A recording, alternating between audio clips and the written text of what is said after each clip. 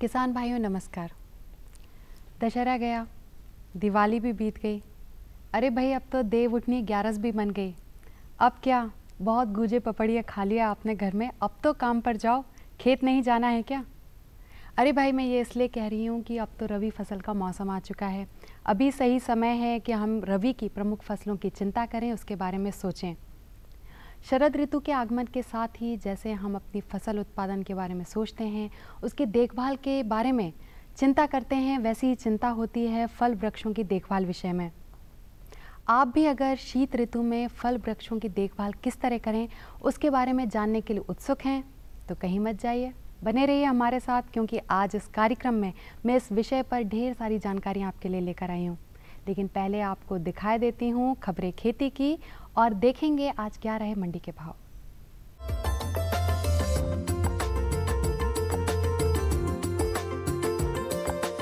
नमस्कार किसान भाइयों, खबरें खेती में आपका स्वागत है। आइए नजर डालते हैं आज की खास खबरों पर।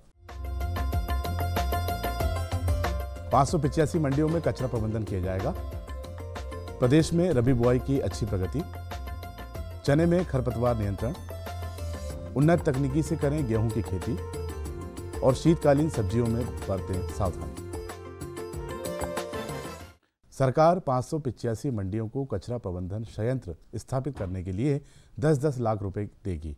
सरकार ने राष्ट्रीय कृषि विकास योजना के फंड की 1% राशि स्वच्छता अभियान के लिए निकालने का भी निर्णय किया है। गौरतलब है कि सरकार ने मंडियों को इलेक्ट्रॉनिक बनाने के लिए पहले चरण में 10 राज्यों की 250 मंडियों को इलेक्ट्रॉनिक ई-नाम योजना के लिए एकजुट किया है।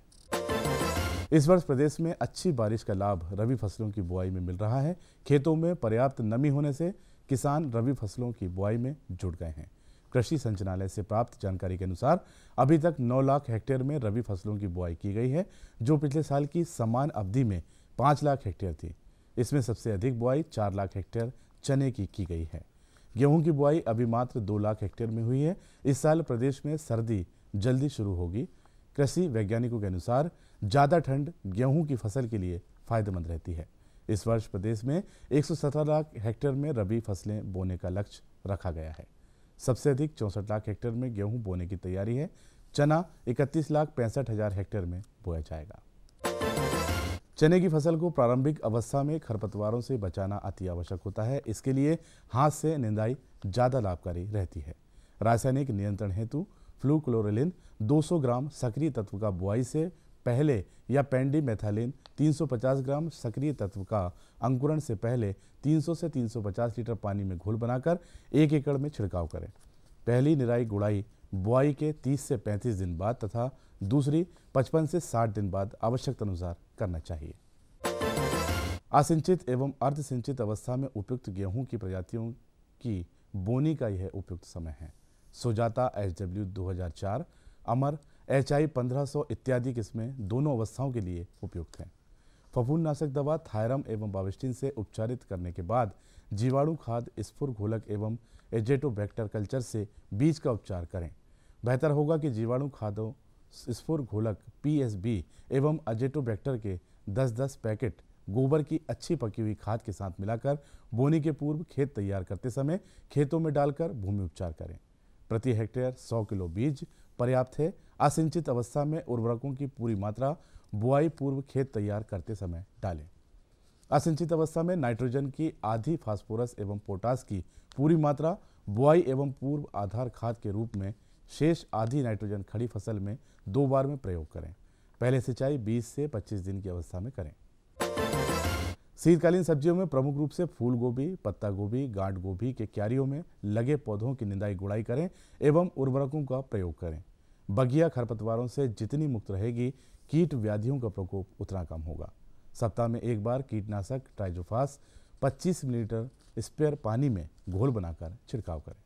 फूल गोभी में सफ़ेदी एवं चमक लाने के लिए बोरान 2 ग्राम प्रति लीटर पानी में घोल बनाकर छिड़काव करें। इसी तरह टमाटर, बैंगन, मिर्च की फसल में निंदाई गुड़ाई एवं पौध संरक्षण उपाय अपनाएं।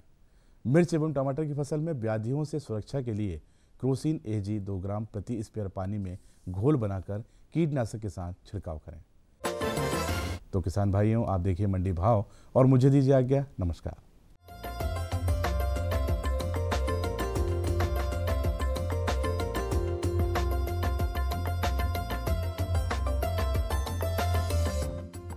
मध्य प्रदेश की विभिन्न मंडियों में सब्जियों के दाम इस प्रकार रहे।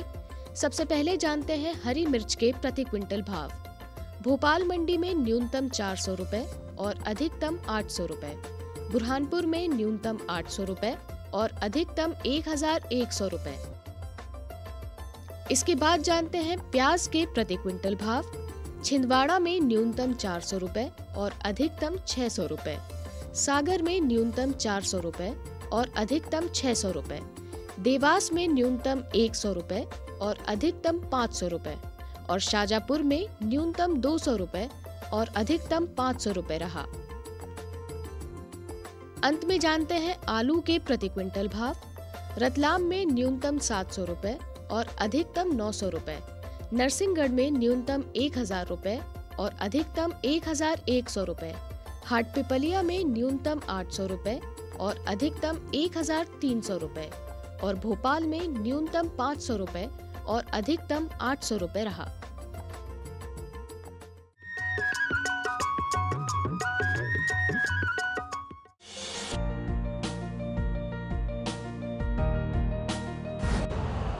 यूरिया का स्वदेशी उत्पादन 70 लाख टन बढ़ाने के लिए 6 उर्वरक संयंत्रों का उद्धार किया जा रहा है।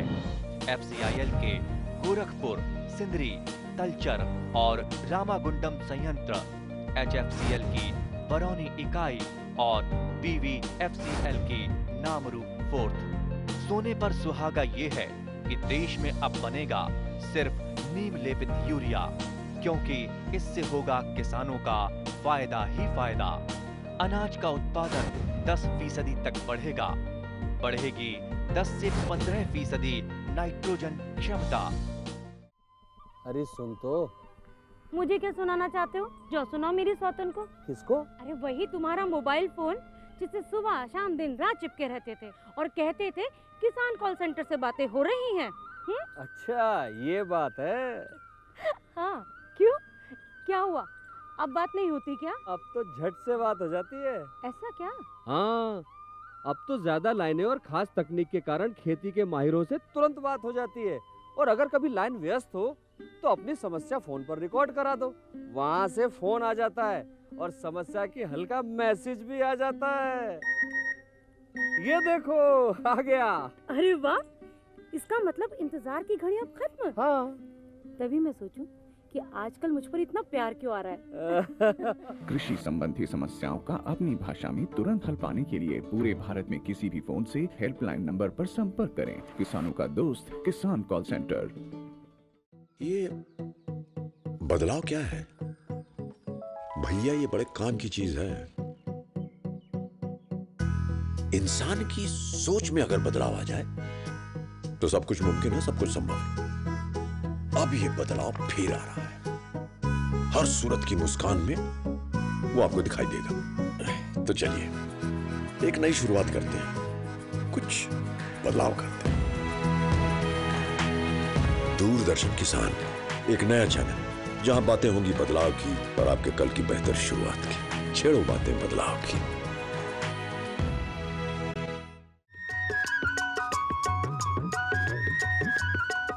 तो किसान भाइयों, कृषि समाचारों के बाद अब अपने वादे के मुताबिक आपको मैं मिलवाती हूँ डॉक्टर RS यादव जी से, जो आपको बताएंगे कि सर्दी की ऋतु में फल वृक्षों की देखभाल किस तरह करें।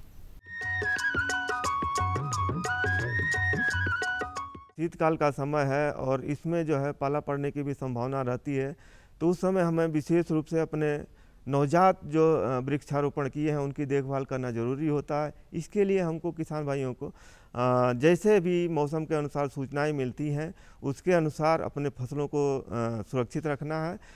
उसके लिए आप थाले में जो है घास फूस जो है डाल करके रख सकते हैं, जिससे पाले से बचाव होता है। इसके अलावा सिंचाई करते रहना है। सिंचाई करते रहने से अगर ज़मीन में नमी बनी रहती है तो भी पाले का प्रकोप कम होता है। इसके अलावा किसान भाइयों को जो पौधों की 2 दिशाओं में, पश्चिम और उत्तर दिशा में खास की या ये कांस वगैरह की टटिया बनाकर लगा दें, ताकि जो ठंडी हवाएं चलती हैं उनसे बचाव हो सकता है पौधों का, तो उससे भी हमारे पौधों को पाले से बचाव हो सकता है। इसके अलावा रासायनिक उसमें देखें तो थाई यूरिया जो है 500 ग्राम जो है 1000 लीटर पानी में घोल बनाकर किसान भाई उसका जो है छिड़काव कर सकते हैं। उससे भी पाले से हमारी फसलों का बचाव होता है।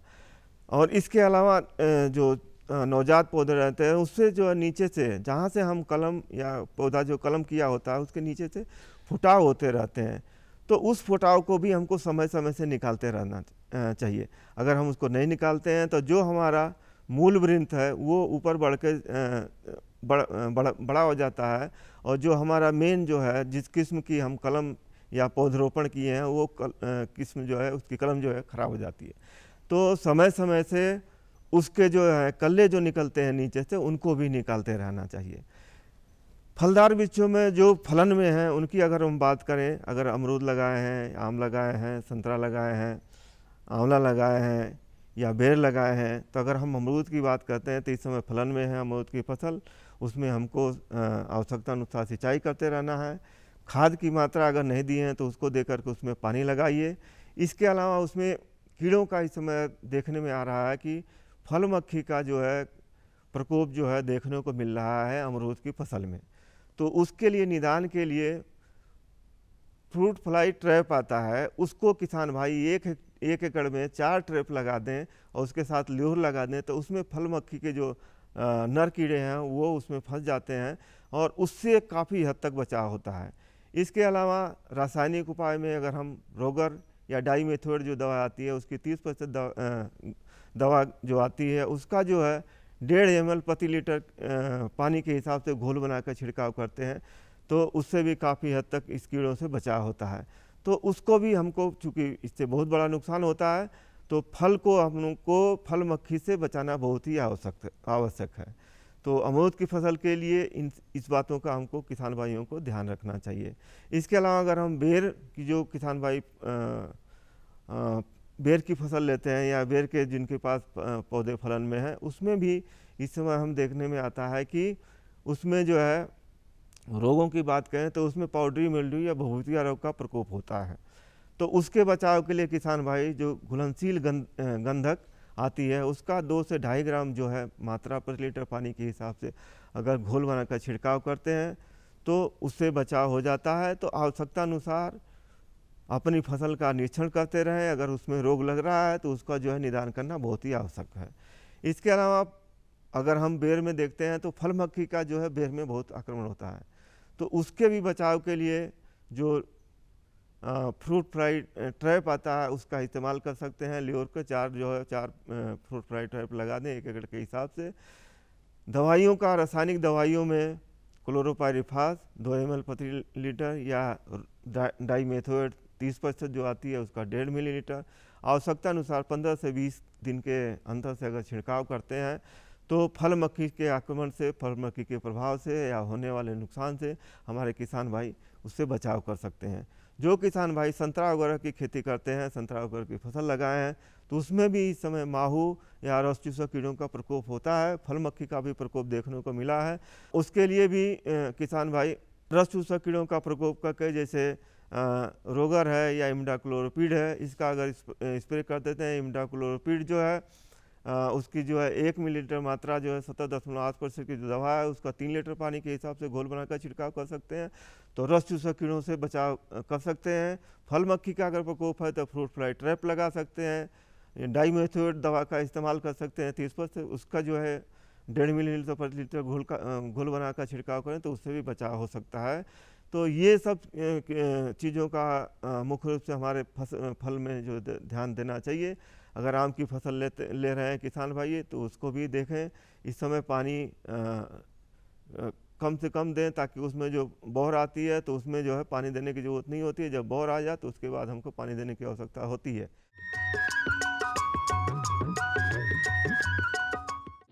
किसानों से होंगे सवाल, देंगे सटीक जवाब, तो जीतेंगे किसान कप। किसानों का खुला मंच, नजर रहेगी कृषि वैज्ञानिकों की। गोबर की खाद में हमारे सूक्ष्म पोषक तत्व भी होते हैं। किसान प्रश्न मंच, गुरुवार शाम 7:30 पर। डीडी किसान, बदलते भारत की शान। हम आ रहे हैं आपके गांव। सामान्य ज्ञान के पूछेंगे सवाल। भारत दूध उत्पादन में विश्व में किस नंबर पर आता है? और आपके ऑप्शंस हैं ए पहले, बी दूसरे, सी तीसरे या डी चौथे। सही जवाब दिया है। देखें घूमते फिरते रविवार सुबह 7:30 पर। डीडी किसान, बदलते भारत की शान। हर गांव को शिक्षा, हर हाथ को रोजगार, सुविधाएं बुनियादी हो या हो तकनीकों की भरमार, सांसदों की देखभाल से अब बनेगा स्मार्ट काम। डीडी किसान, बदलते भारत की शान।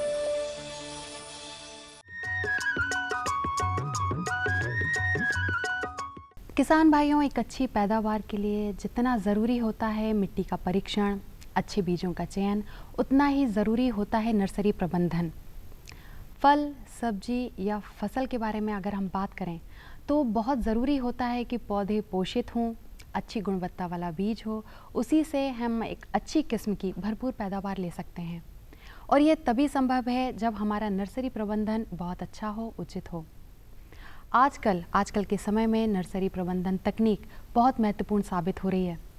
क्या है आखिर ये नर्सरी प्रबंधन और इसे किस तरह किया जाता है, इसके क्या क्या लाभ हैं, इसी के बारे में आज बहुत सारी जानकारियां, बहुत महत्वपूर्ण बातें हमें बताएंगी कृषि विज्ञान केंद्र पवार खेड़ा की डॉक्टर ऋचा सिंह।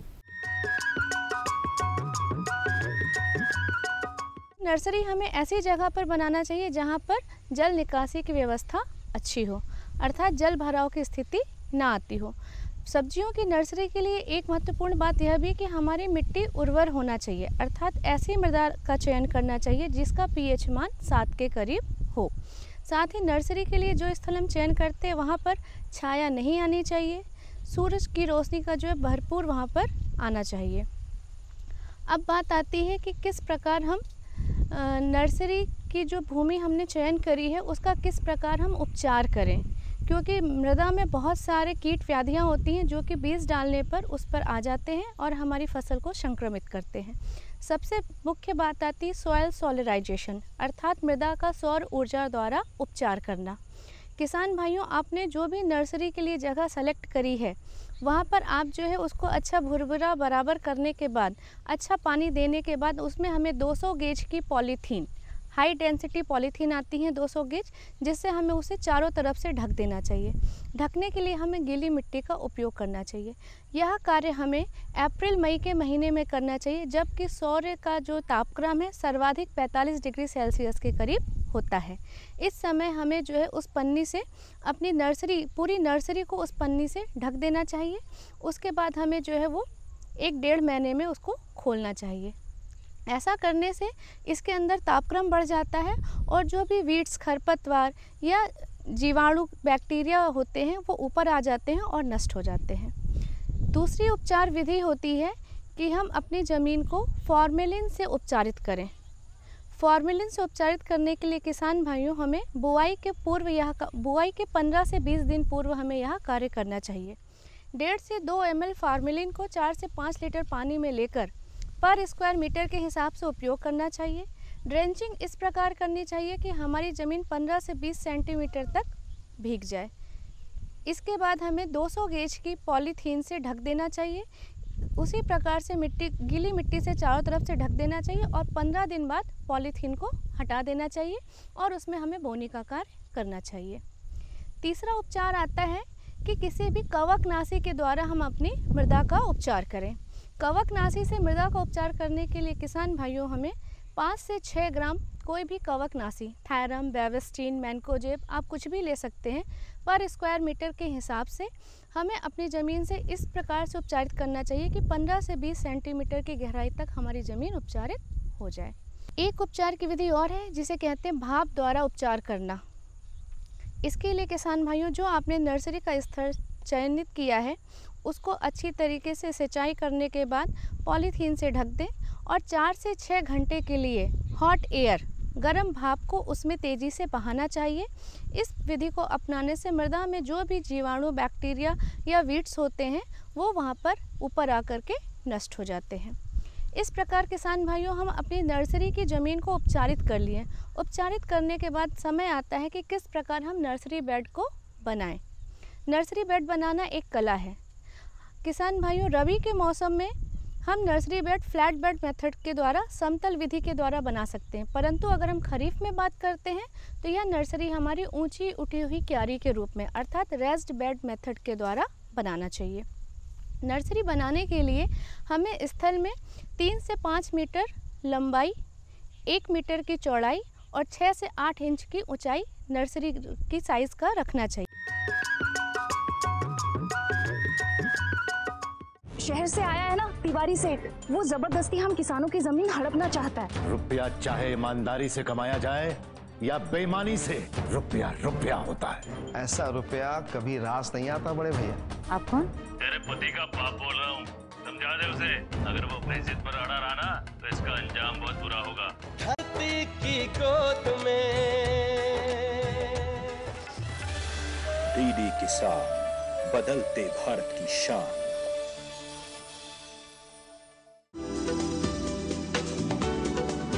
कौन जाने कब क्या होगा, मॉनसून का मिलेगा साथ या दिखाएगा बेरुखी, बादल गरजेंगे या बरसेंगे भी।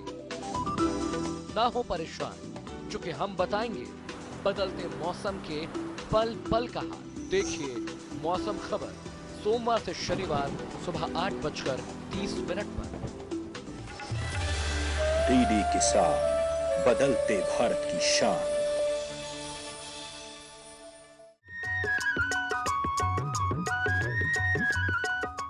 अब आप क्या सोच रहे हैं?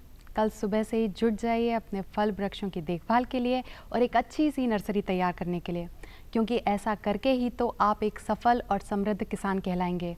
और हमारे प्रधानमंत्री जी का वो सपना कि किसान भाई अपनी आय को दुगना करें, उसे सार्थक कर पाएंगे, उसको हकीकत में बदलने में एक महत्वपूर्ण भूमिका निभा पाएंगे। और किसान भाइयों, इस विषय में अगर आपको कोई शंका है या कोई प्रश्न आपके जहन में है तो आपको पता है ना आपको क्या करना है। आपको हमसे पत्र व्यवहार करना है और पत्र व्यवहार के लिए हमारा पता है कार्यक्रम कृषि दर्शन, द्वारा निदेशक, कमरा number 4, Doordarshan Kendra Shyamla Hills Bhopal, pin code है 462013। आप मेल द्वारा भी हमें सूचित कर सकते हैं। हमारा ईमेल आईडी है krishidharshanbhopal@gmail.com। साथ ही आप हमारे कार्यक्रम को यूट्यूब पर भी देख सकते हैं। तो किसान भाइयों, अगले सप्ताह हम कुछ नई जानकारियों के साथ हाजिर होंगे। इसी वादे के साथ मैं आपसे आज्ञा चाहूँगी। नमस्कार।